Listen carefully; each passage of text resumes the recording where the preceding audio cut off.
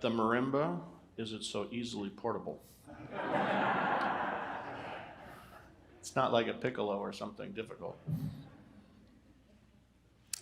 A special thank you to Linda Kennard, Carole's sister, for the beautiful flowers, and for Women's Fellowship for the fellowship lunch and the reception following, so make sure that you make your way down for that.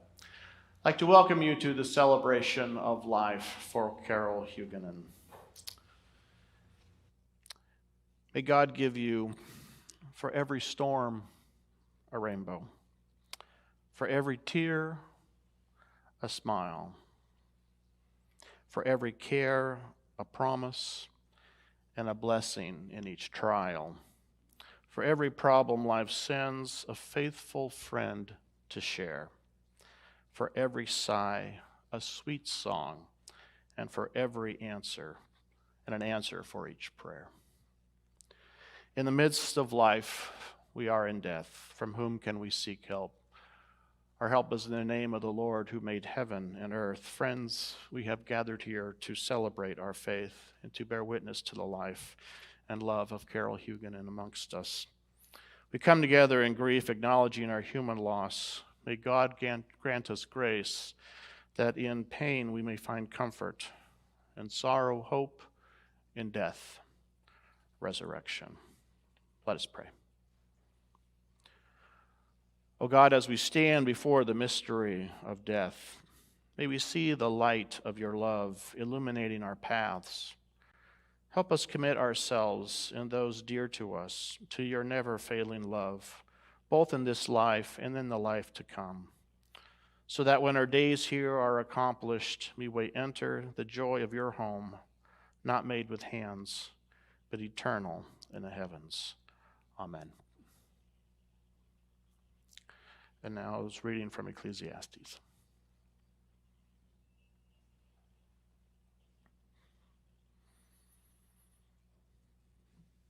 From Ecclesiastes 4, verses 9 through 12. Two are better than one because they have a good reward for their toil. For if they fall, one will lift up the other. But woe to one who is alone and falls and does not have another to help. Again, if two lie together, they keep warm. But how can one keep warm alone? And though one might prevail against another, two will withstand. A threefold cord is not quickly broken. Our eulogy and family remembrance was put together by John. And John, it is an honor that we read Ecclesiastes because for Carole and you were always two. And two are better than one. And you had great reward for your toil.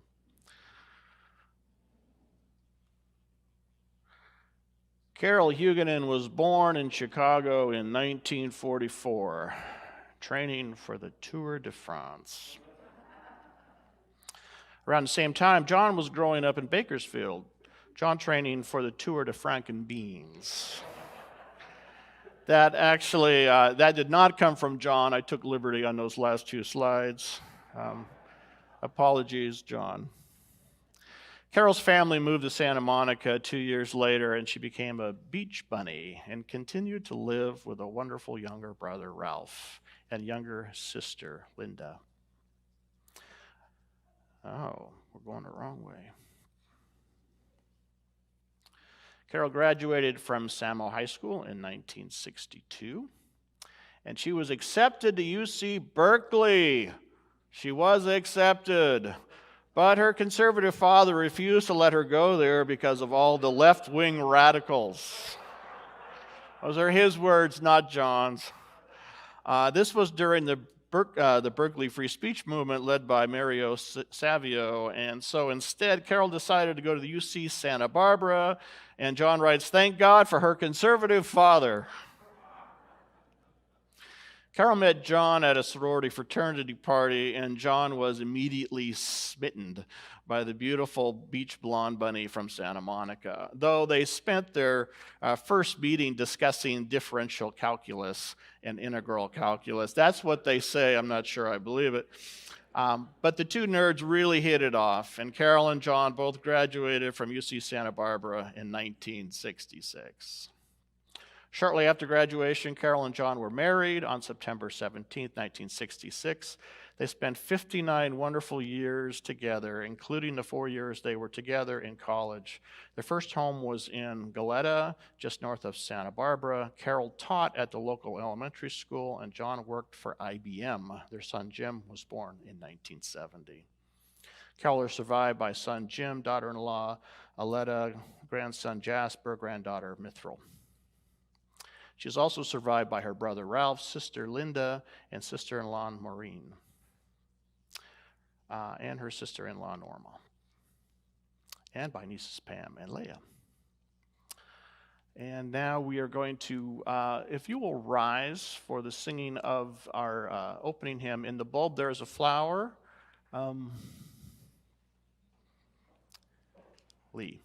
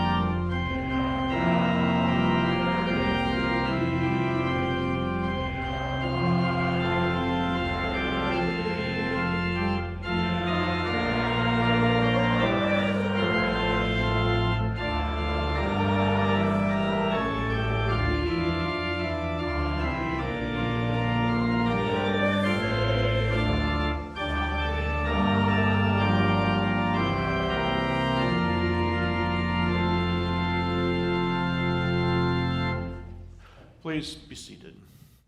As we move to the specific aspects of Carole's life, those of you acquainted with John's presentations know that he likes to base his talks on letters in a name. So this morning we will use Carole's name as a guide to share more of her life. Help me with the letters. What's the first one? C. That's right. Carole and John began coming to MBCC in 1982. Almost 40 years later, John will tell you that Carole's desire to attend this church was the best counsel Carole ever gave him. Carole was an active member. She served communion as a member of the deaconate board, and she also served on the music, theater, and youth boards. Carole and John were members of the Mariners, young married group. That was when the rule said the combined age of the married couple should be no greater than 80. The new rule is the married couple shall no longer be more than 180 years old, I think that's the new rule. I'm not quite sure. Carole and John served in many roles on the Mariner cabinet and were named Mariner skippers in 1989. Carole felt honored to lead the Mariners the year they celebrated their 50-year anniversary. See if you can see Graham and Bunny Lewis in the group. The two of them always enjoyed working in the Mariner food booth at the hometown fair. They always enjoyed Mariner campouts. On their first outing, they used the back of their Volvo station wagon to sleep in, and then graduated to Carter's tent and then a trailer home. Notice where Carole's two fingers are. She's giving him kind of bunny ears in the back, if you see that. She always enjoyed clowning around with John. She was very active in women's fellowship. And I'd like to invite Pat Martson up to say a little bit more about Carole's involvement in women's fellowship. Well, most of you knew Carole much longer than I did, and so I feel very honored that John asked me to say a few words. I met John and Carole sometime around 2011 after church at a coffee hour. I went up and introduced myself thinking I was meeting somebody new. Little did I know that they'd been here a lot longer than I had. I first joined the church in 2011 and started going to some of the women's fellowship luncheons. Whenever Carole had a hand in the meal, I soon came to realize that she was known as a fabulous cook. She probably had a hand in preparing hundreds and hundreds of meals, maybe close to 1,000, during her tenure.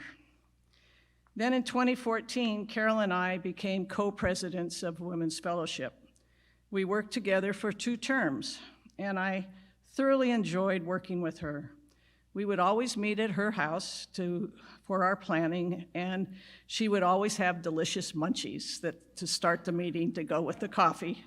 And then I would learn about her owl collection and many of the stories of how she'd come to get some of her owls. Carole made being a co-president very easy. You know, sometimes when you're co-presidents, it can get a little tense, but she was always compassionate, and if we disagreed, it wasn't a problem. And she was always positive and upbeat, especially even when I came up with crazy ideas like calling the people who weren't in circles squares. Carole took time to reach out to others with her gracious hospitality, her compassionate spirit, and her positive outlook on life. We have all felt and continue to feel the loss of this very hardworking member of our congregation.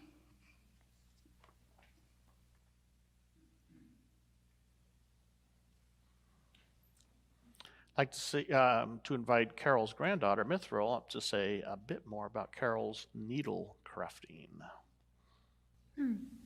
Hello, I'm Mithril Carole Hugunin. I'm Carole's granddaughter, and I grew up impressed with what Grandma could create with her cooking, with needlecraft, and especially with her knitting. She taught me to knit at a pretty young age, and I remember it being a great calming way to spend some free time that would make something that could be used, that could be shared with others. One special memory is when she came to visit, and that was a lot of work. She really made an effort to be part of our lives growing up, even though I was out in Washington State and she was still living here in California. And she was crafting these durable tote bags out of recycled plastic bags. It was a wild, creative project, and my brother and I were invited to join in. We were too young to be good knitters. We could not help her with the actual knitting of the bags. But what she had us do is she had us weave the recycled plastic thread that she was using to make these bags out of. And to me, it was a great memory of how she could bring us together. She could include us in this creative process. And I'm so glad Carole was able to be a part of our lives, and I'll always love her and hold on to her memory. Thank you.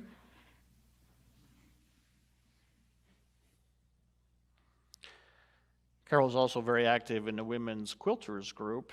They made the amazing centennial quilt hanging behind them.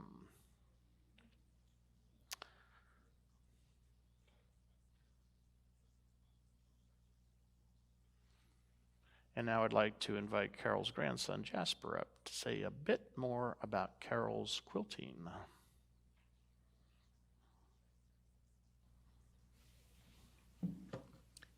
Thank you. I'm Jasper, Carole's grandson. My grandma Carole has been a part of my life for as long as I can remember. As Mithril said, she and Grandpa made a big effort to be a part of our lives. We would see them several times a year, sometimes going over to their place, sometimes they would come up to see us.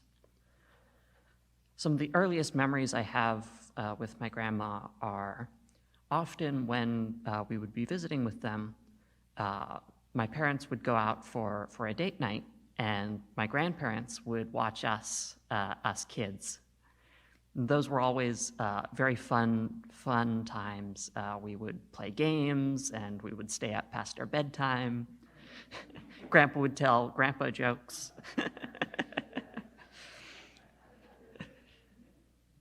And my grandma would play with us as well. As I grew up, I have memories of doing crafting with my grandma and playing games. I learned to play bridge to be able to play with her and grandpa, play gin rummy or Yahtzee, games that she loved to play.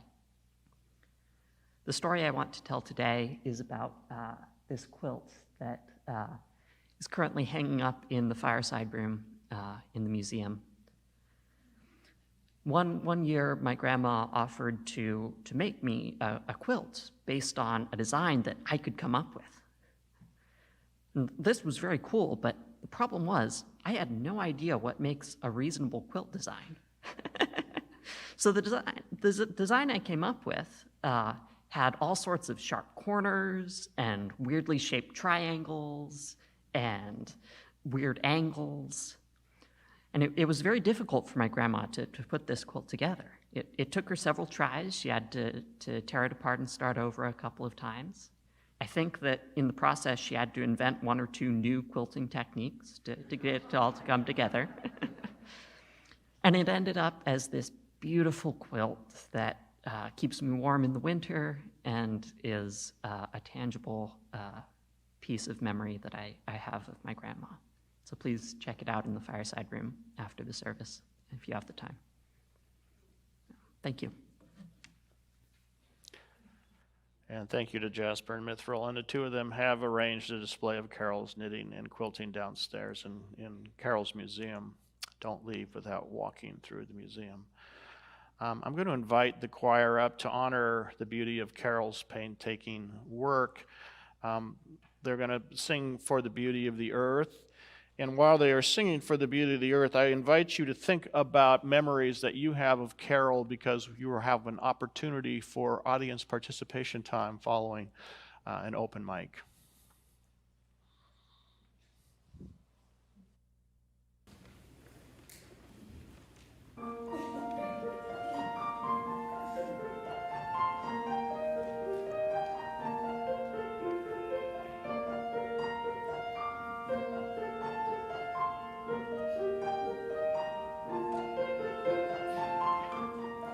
For the beauty of the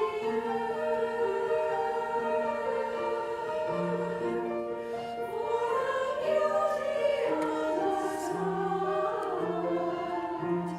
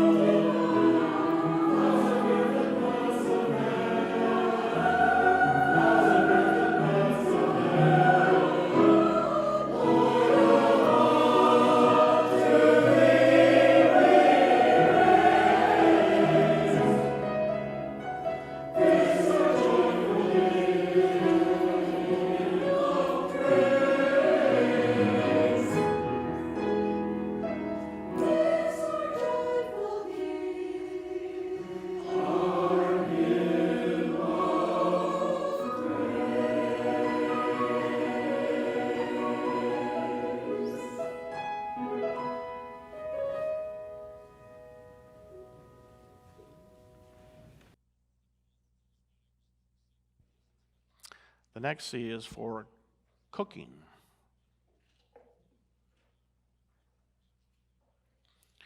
Carole truly fed the masses. She was a major player on the Women's Fellowship cooking team. Thousands of meals were prepared by the team for MBCC annual dinners and Women's Fellowship meetings.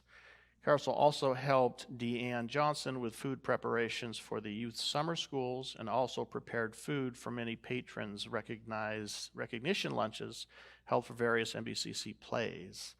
Outside of church, Carole volunteered for Project Needs, helping to prepare meals for the needy at St. Paul's Church in Redondo Beach. If you added up all of the meals she served to others, she'd give Jesus a run for his money, and that is saying something. Oops.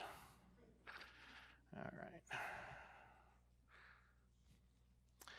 A fantastic cook, Carole taught John how to cook, and they would switch between the roles of chef and sous chef. Ever the artist, Carole would take a pinch of this and a pour of that to create something scrumptious. As an engineer, John would add exactly 1/3 teaspoon of this to 1/4 cup of that to make the same recipe. It seems that they worked out well both ways, or so John tells me. Whenever John and Carole traveled, they always tried to fit in a cooking class, and they've taken cooking classes in Hungary, France, Italy, Spain, and other countries. They've taken classes from Sally Schmidt, the founder of the French laundry, made famous by Thomas Keller. They've taken cooking classes in Nova Scotia, as well as Hungary. Not forsaking their homeland, Carole and John took classes from Alice Waters, Jose Andres, and the chefs at the Culinary Institute of America and shared what they learned with their friends and Americans. The Culinary Institute of America, if he'd have said CIA, Larry Humphrey would have thought they were talking about the Central Intelligence Agency, so we're not going there. Another C in Carole is for community. Carole served on the Hometown Fair Board for many years. She was an active member of the Beach Cities American Association of University Women.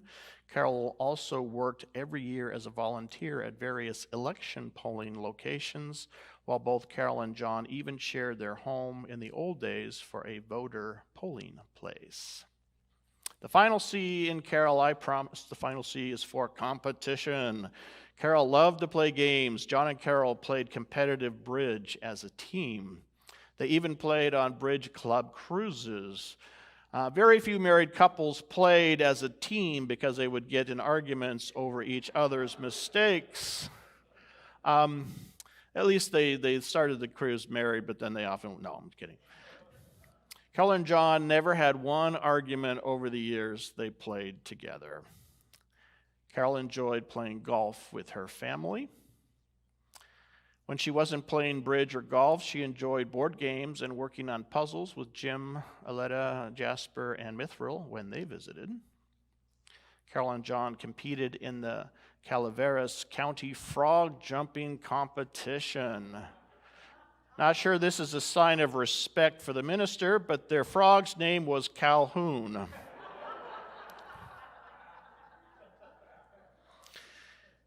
She also was a regular member of the TGIF group here at church. She loved playing games and socializing on Fridays. John would like to show you a very special video of the TGIF ladies singing happy birthday to Carole on her 77th birthday. Hopefully. Birthday to you. Happy birthday to you. Happy birthday, dear Carole. Happy birthday to you. Yay! Yeah, and for the record, they all paid me to not sing.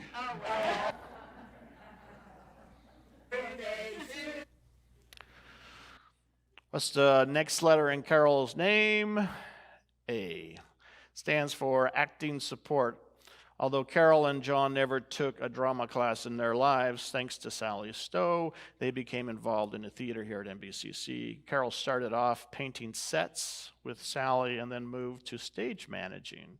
She also raised money for the plays by organizing ticket sales and patron donations. Then, in recognition of the patrons, Carole would organize a patron's lunch and with a team prepare the food for the lunch. Together, she was involved with over 20 plays. Carole and John also worked together during a play. Sometimes they had different roles, Carole stage managing and John attempting to act and even sometimes singing. Then, with Carole's encouragement, John and Carole moved up the production plays. They produced 3 plays, Godspell, 10 Little Indians, and 12 Angry Men. The first of and only theater in the round done at MBCC. Carole was a team player and got along with everyone on the set.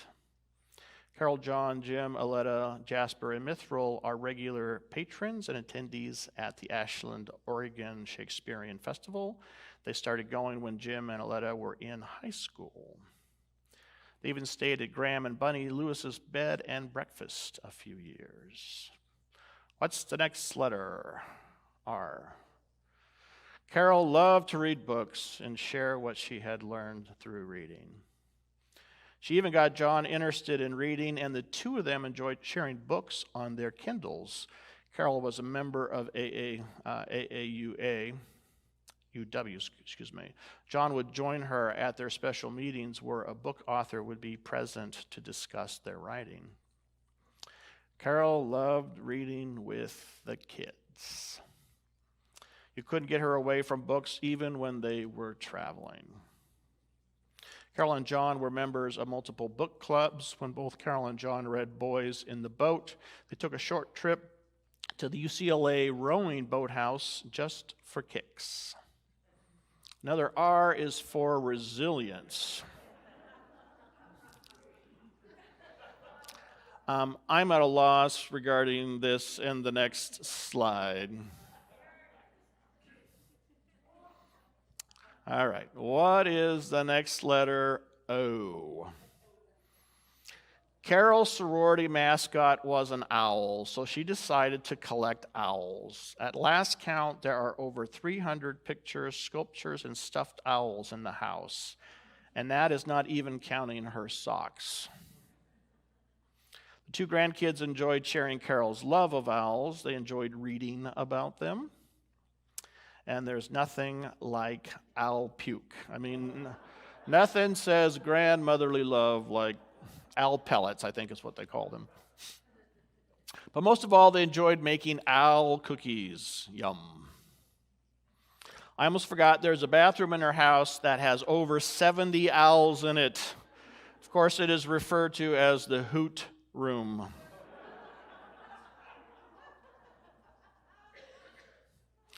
You know, we have a counseling center here affiliated with the church, John, if that ever becomes something that you need to avail yourself of. Even Carole's friends got into the owl bandwagon when an occasional gift was warranted. Quoting John, "Life was a hoot being with Carole for 59 years." What's the next letter? L. Loving wife, mother and grandmother, sister and daughter-in-law. Pam Conde and our MCC resident flautist played The Gift of Love at church a few months back with Lee Lassiter on the piano. It was perfect for Carole's memorial. Since Pam is on a trip to Croatia, she gave us permission to play the video of her performance at church.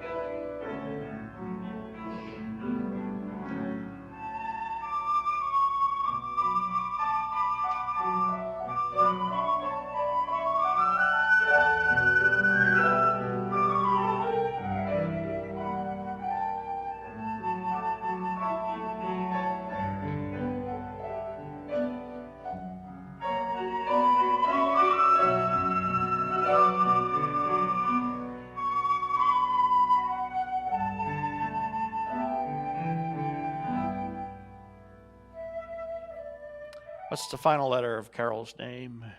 E, that's right. Carole was an explorer. She and John loved to travel together. The key to success was that they had common interests and an urge to explore. They traveled throughout the world, Asia, North America, Middle East, and the continent of Europe.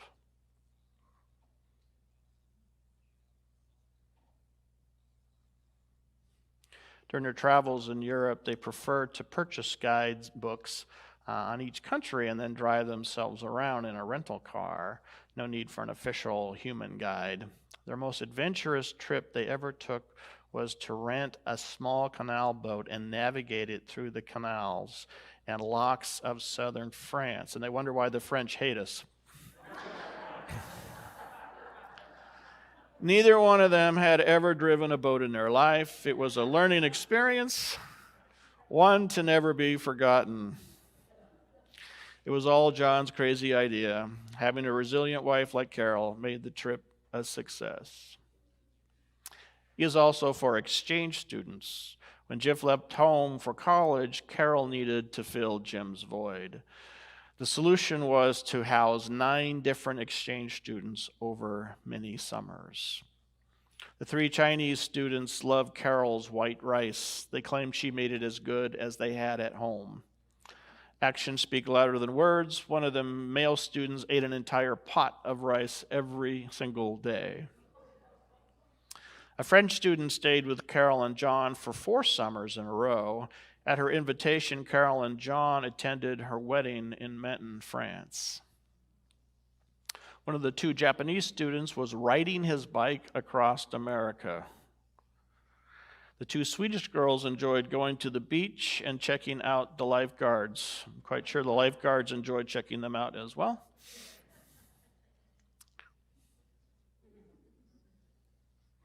The most interesting student was Jeon Kim from South Korea. As a freshman at Miracosta High School, Jeon was living with her aunt and uncle, but they were not getting along, hard to believe.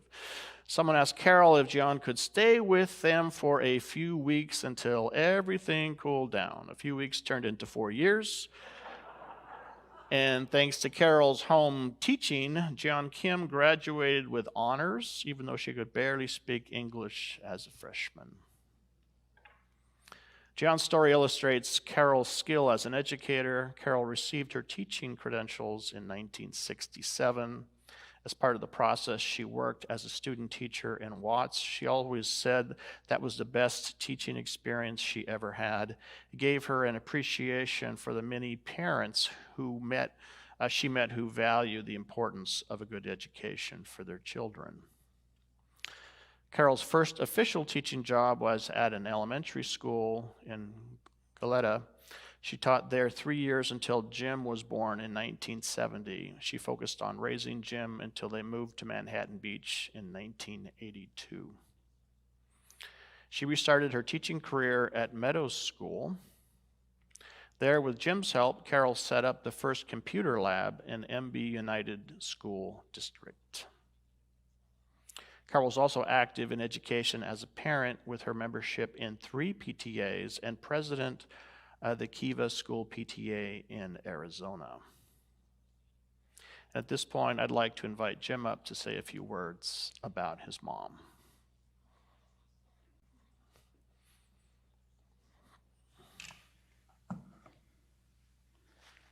Oh.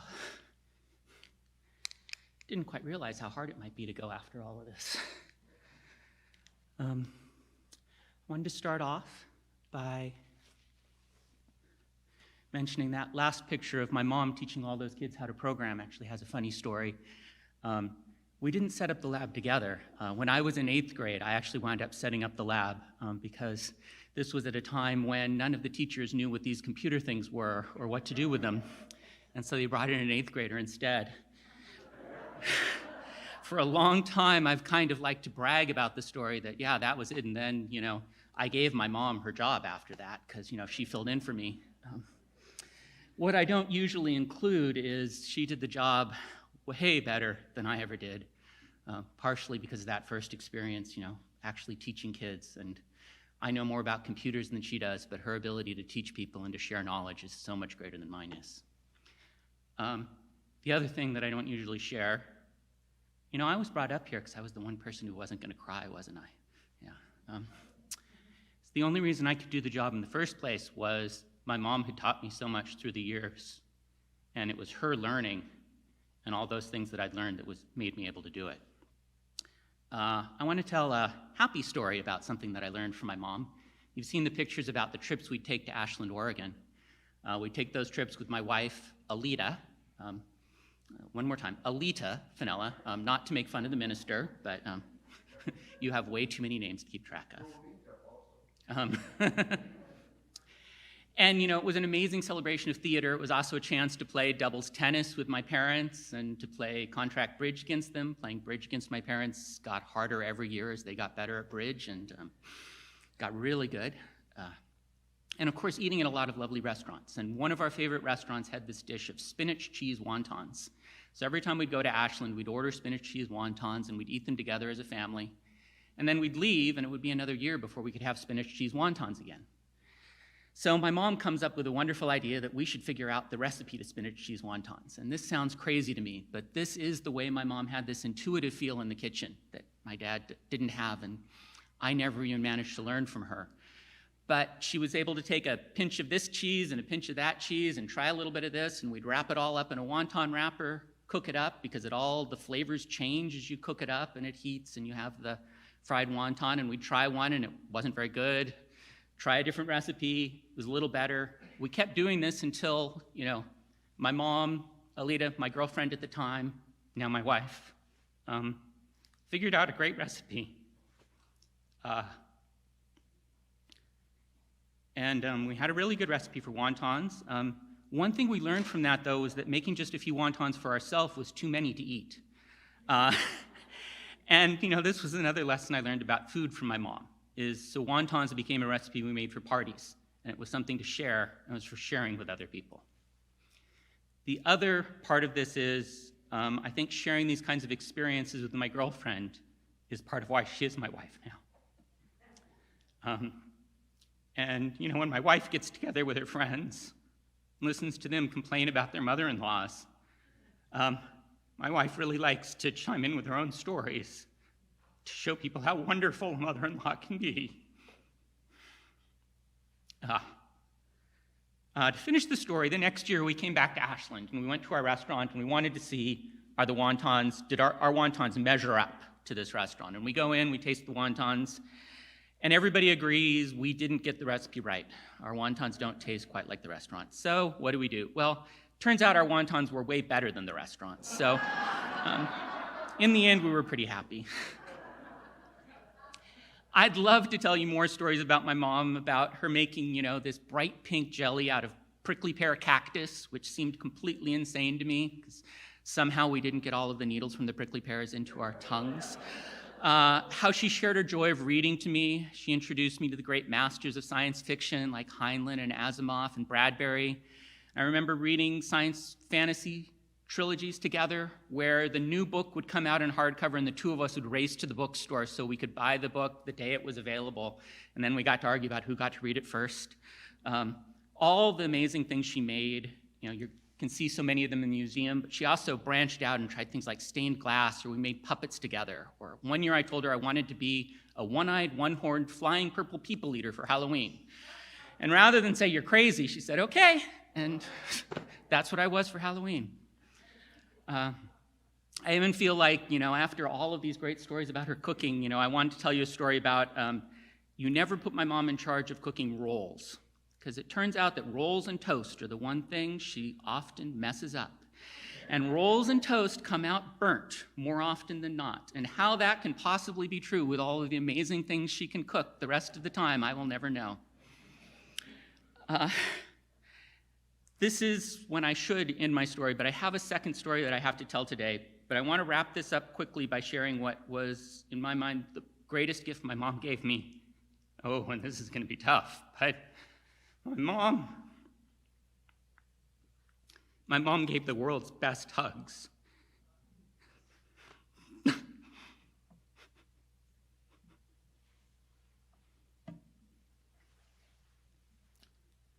We're going to see if I can tell another story. This one's slightly less personal, and I know I've used up more time than I told the minister I was going to take. But I have to give this a try, because the opening about Ecclesiastes and the romance of my parents is one that, even as a son, I want to try to tell. You've already heard about them playing doubles tennis, partner bridge together, how even playing partner bridge at high levels couldn't tear them apart. The story that clearly the son should be responsible for telling is that if you ever showed my parents a room with 2 beds in it, they'd figure out a way to share one of them. And it doesn't matter how small or narrow that single bed might be. I'm pretty sure that if you showed them a room with 2 cots in it, they would figure out a way to make one of the 2 cots work. They also both had a lot of weaknesses where the other was strong. My mom's memory was amazing. You could talk to her about things from 20 years ago and she could clearly remember what happened. Talking about history with her was amazing. Playing Trivial Pursuit with her was a big mistake. My dad also has really good memory, I'm sure you know, really good memory for bad jokes. It seems that the worse the joke, the better his memory is. On the other hand, to give him credit where credit is due, his organizational skills are fairly strong. My mom's ability to get really hard things done, despite poor organizational skills, was amazing. And I'm sorry and happy to say she shared both of those talents with me. My mom's hearing was amazing. She could pick out conversations across the room. When we were in a restaurant, she'd often tell us about this fascinating thing those people at that table 5 over were talking about. And on the other hand, her vision was not so great. I don't know how many of you know, not so great as in like, there's been at least one medical journal article written about her eyes, level of not so great. But together, my parents had great memory and organization coupled with crystal clear vision and hearing. Her vision was a problem for many years. I don't know how many of you knew. My dad was an amazing help with trying to deal with that, with getting her to doctors to do whatever they could, amazing new technology of 3D printed contact lenses. And he used his great organizational skills to learn to be a nurse with eye drops. And there were these many, many different kinds of eye drops, and you had to give different ones at different times of the day.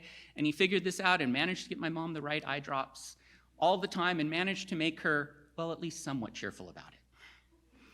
And that, I think, was great. And then as my mom's health got worse, she spent time in hospitals, and when she was in the hospital, my dad was always there. And when her health got really bad, he turned this into live-in nursing care that he gave her when she needed it. And I know he had a lot of help with this, but for huge parts of every single day, my dad was the care for my mom. And I just wanted to take a moment to acknowledge and thank my father for this.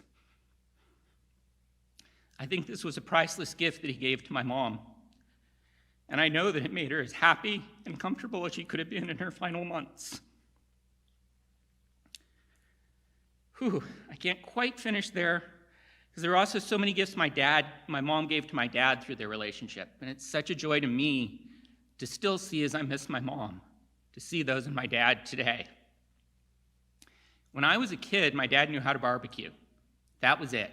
Could take meat, put it on a grill, cook it for the right amount of time, came out pretty darn good. You've seen all the cooking classes he went to with my mom, and now I think, most people might call him a good cook. I'm still gonna call him a decent cook, because I was raised to a higher standard in my family. When I was a kid, my dad didn't read except for work. And I couldn't believe this. My mom and I were such incredible readers, and we just loved books, but he would not read anything that he didn't have to for his job. And now, I actually just found out he's now the head of 2 book clubs, which I hope he can turn back into 1 sometime fairly soon, because that's probably the right number. But he's discovered the joy of reading and has become a reader who I can now share books and share that part of joy and see that part that I loved of my mom in him now. And finally, which you've already heard, but when I was a kid, my dad was very reluctant to go to church. We won't talk about me going to church, it's a whole other story. But my dad's reluctance changed under my mom's influence. And I'm so happy that the 2 of them found Manhattan Beach Community Church together almost 40 years ago. They've given a lot to this community, but what they've received in return has been priceless. And thank you all. I think my mom and my dad made a great team. They made each other better people, but most importantly, they made each other happy. And now I'm going to borrow another line from the main talk and wrap this up by bringing you to a video of my parents on a paddle wheeler cruise up the Mississippi River in 2017.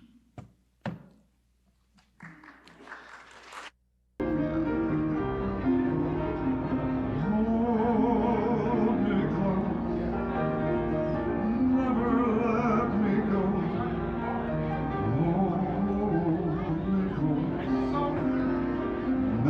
heart like April snow. I'll love you till the bluebirds forget to bloom. I'll love you till the clover has lost its perfume. I'll love you till the poets are out of rhyme, until the 12th of never, and that's a long, long time. Until the 12th of never, and that's a long, long time.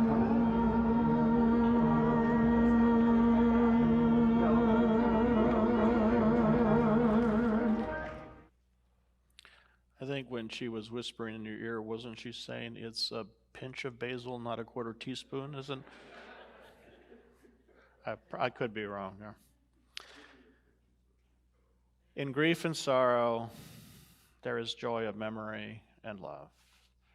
In the words of our faith, God gathers up the fragments of our lives that nothing may be lost. And now, if you'll please rise for our last hymn, When Love is Found.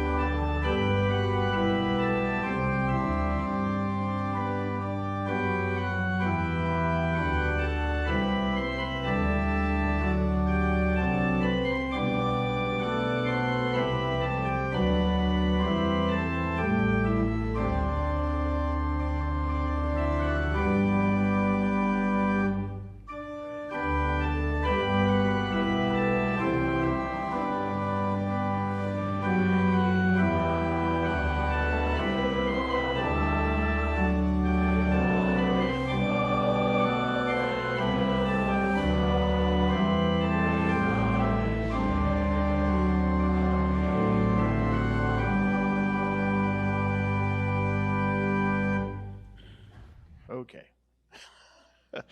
And now we are to, please be seated.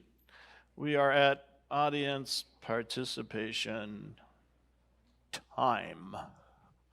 So if you have memories that you would like to share, this is the opportunity to do that.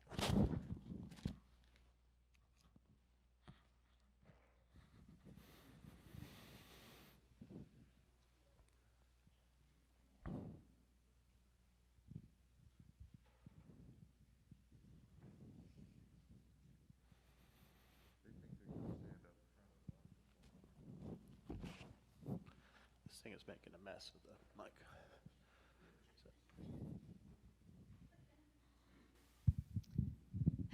I treasure the moments Carole and I spent in the kitchen. we tried our hand at catering because we were encouraged to do so.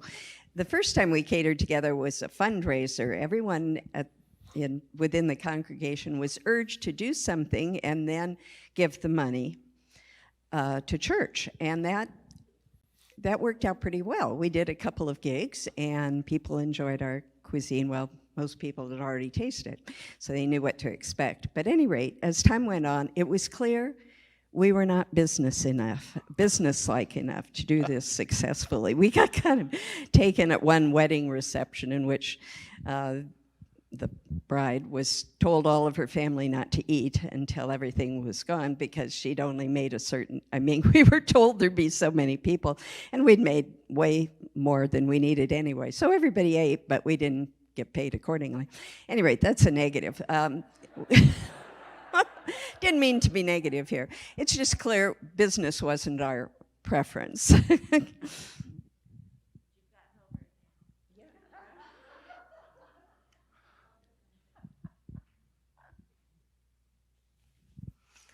When I came to this church 21 years ago, Carole was one of the most welcoming women to me in all the congregation, and I'll never forget that. And her participation in our last Wednesday book group was always enjoyable. We will miss her.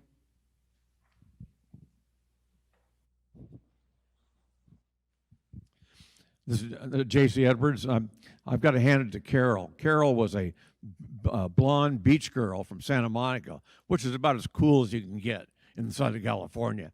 And what she saw in a sweaty redhead from Bakersfield, I'll never know.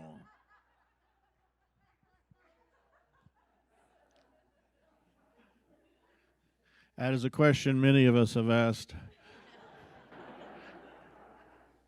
There.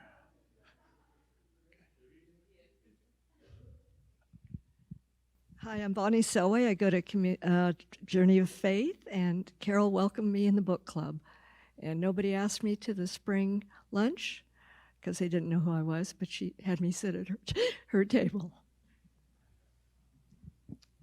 Thank you.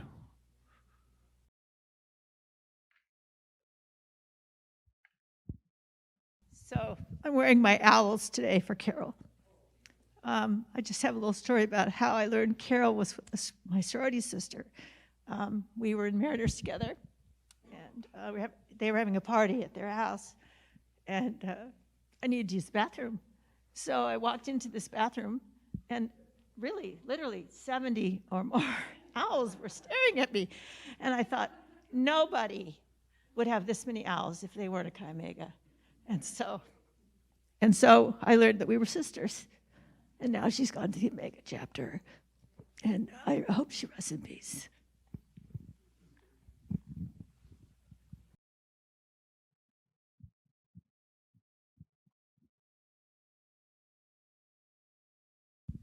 Hi, I'm Linda, Carole's sister, younger sister, by 17 months. But I wanted to say how Carole, from the very beginning, wanted to be a teacher. All of the teachers knew it that we had. And when I was a year behind her, so one of the years, I had to turn in a book report that she had gotten an A on the year before. And I thought, wow, she said it so well, I think I need to turn this same book report in. I did, and I did not get an A, I got a C.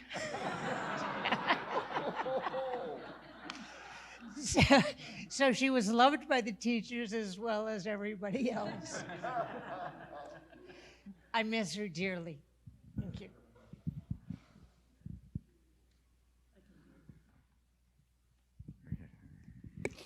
I just wanted to clarify that Carole did not assist me doing the Vacation Bible School. She taught me, she did it for years. She's the one who taught me to have the protein, the whatever, and the dessert, the sweet, and she had graphs of all of this. And then when I met Linda and did her hair in Long Beach when she was ill, And that's when Carole stepped back and asked me to come in, and she was quite shocked I could cook. She said, of all the people I know, I would have never thought to ask you. I said, I have 6 children. What do you think happened? So I love her dearly. We had a wonderful time, and she did come back and assist me after and wouldn't take it back. John, I'd just like to say, in spite of all your shortcomings, you definitely married one of the best, and Carole would be very proud of you and your family, your wonderful family, for a terrific, terrific service. I'm sure she's smiling right now.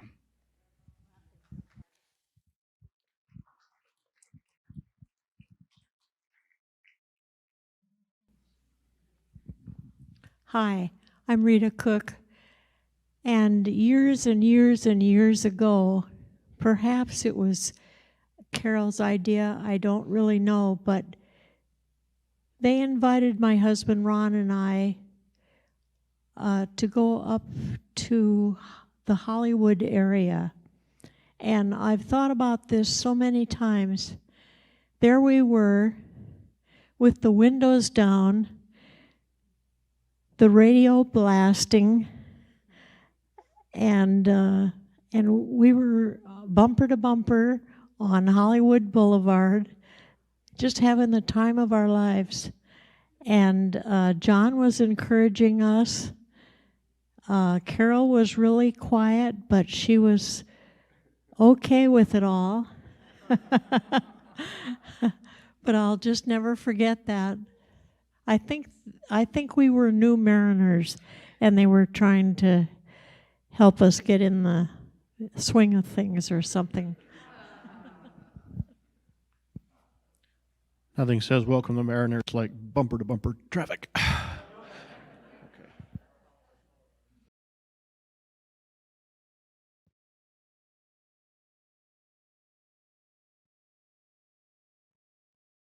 John, I'm glad we came today. I realized from the presentation that we have a couple things in common besides being in the book club and riding bikes together. But you had a hard time coming to church. And thank you to you and Carole for getting us on the cabinet and getting us involved in church.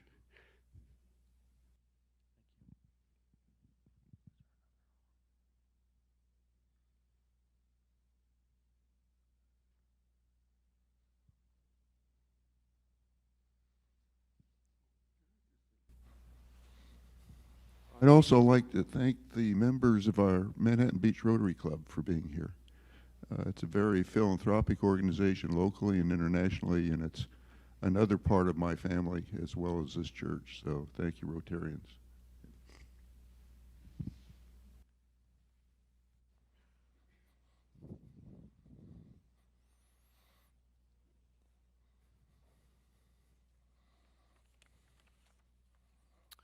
Let us pray.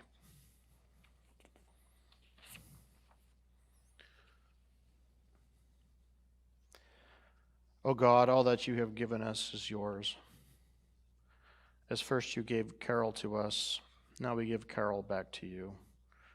For all that Carole has given us, which makes us what we are, for that of her which lives and grows in each of us, and for her life that in your love will never end, we give you thanks. Receive Carole into the arms of your mercy, receive us also, and raise us into newness of life.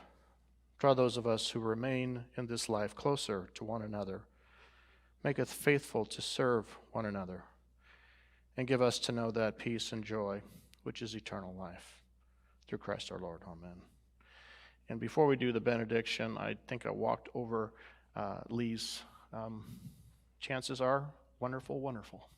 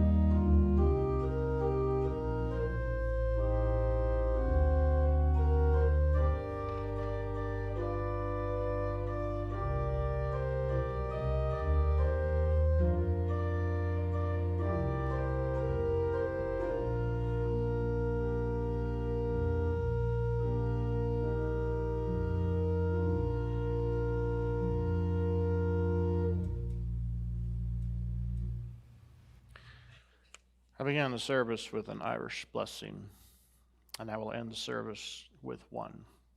John is wearing a sweater today, made from Irish wool, designed and knitted by Carole.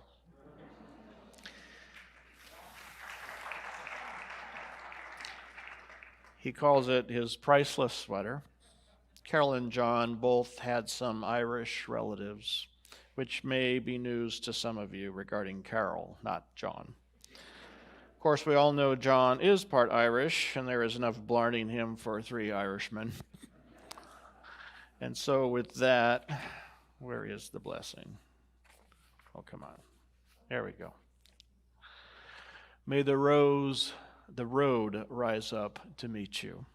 May the wind be always at your back. May the sun shine warm upon your face. The rains fall soft upon your fields, and until we meet again, may God hold you in the palm of his hand. And as the lads often add, may you be 3 days in heaven before the devil knows you're dead.